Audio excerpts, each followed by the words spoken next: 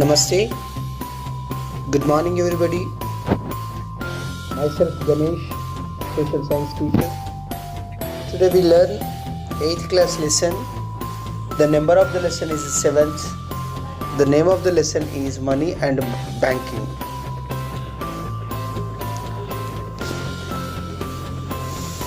First objective of the lesson is barter system. What is meant by barter system? It is a system where the goods and services are directly exchanged. See, this type of system was flourished in ancient time because at the time they did not invent money or coins or paper currency. Okay, that people they directly exchanged their goods with a mutual understanding. They have given in your textbook that the case study of Mohan and Shyamala. Mohan brought 10 kgs of ragi and Shyamala gave 5 kgs of mangoes to Mohan. See, they measured that the 10 kgs of ragi is equal to 5 kgs of mango. So the mutual understanding was the mutual understanding was succeeded, so that the economic transaction was completed. Now what about the next case study? The case study of Veeraya and Ramaya. Veeraya required grain of rice. Ramaya he has wheat. So they exchanged each other, like the first case Mohan and Shyamala. But whereas third case is different. The case study of Gopal, Seenu, Ramu. Gopal has a goat. He required rice. He went to Seenu. He asked that, come on, if you take my, I want your rice. Can you take my goat and give rice? But Gopal told, Seenu told that, no, I don't have only wheat. So then what happened? Gopal went to Ramu. He proposed that one. If just he want, Gopal wants that rice. Ramu has rice, but he don't want to take a goat. Ramu wanted to take wheat. See, the transaction is not completed because of there is no coincide of wants. So this type of situations we see in those days. So that is why these type of trade barriers leads to find that medium. The medium is nothing but money. The medium is nothing but money. Now we see here why barter system was abolished. Lack of coincide. Next one is lack of store value. Next, lack of divisibility of commodity.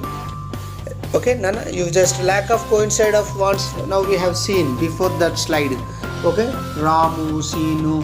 So that people they have their own different wants are there. So there is no coincide of wants. So wherever these type of situations are taking place, there is no chances to complete the economic transaction, that you have to understand. Next one is lack of store value. Nothing but there is no durability of the commodity. So lack of store value means what, Nana? See, observe here, suppose mangoes are there. Can mangoes store for a long period? No, these mangoes, they don't have the durability. So there is, this one also is brought one. This one also is one of the cause to invent money, that you have to understand. Next, lack of divisibility of commodity. Commodity means good. So now we have seen that that person. See, Ramu has goat, but he want what? Rice. GOAT, goat. But he wants what? Rice. Then goat is an animal. How can he divide them into taking of that good? Okay, so this one also one of the cause to take. Yeah, this one also one of the cause to invent the currency. Okay, that things you have to understand. Okay, next. See, lack of common major value. This one also one of the major cause to invent money. There was no common major value. So some people they are getting beneficiary things, but some people they are not getting. So that's why all these things led to invent money. Okay, better. Now these things you understood. Now bank. This term has derived from banco. Very important. Banco. This is a Latin word. Banco. The ancient bank in the world is Venice Bank. The first is ancient bank. See, this is what Asian bank is. See, ancient bank. The first ancient bank in the world is Venice Bank. It was established in the year of 1157. Now focus here. What is the oldest bank in the world? Riksbank of Sweden. You know, Riksbank. These Venice and Sweden both are Europe only. You have to understand. See, ancient bank means you answer that Venice Bank, that is 1157. Oldest bank in the world is Riksbank of Sweden. Okay. Now you remember that. Now go for next slide. Okay. 1 minute. Okay. I will. Yeah. The evaluation of money. Which things are treated as wealth? Now, just you think about that one. Before currency, before money, which things are treated as that person a wealthy person? Now we can assess that one. If a person is using of good, cars, ambassadors, and the cost of living, and the things what he is using in his daily life, by seeing of all these physical things we can assess that a person is developed or undeveloped or developing person. See here, in ancient period, how the wealth was measured. See,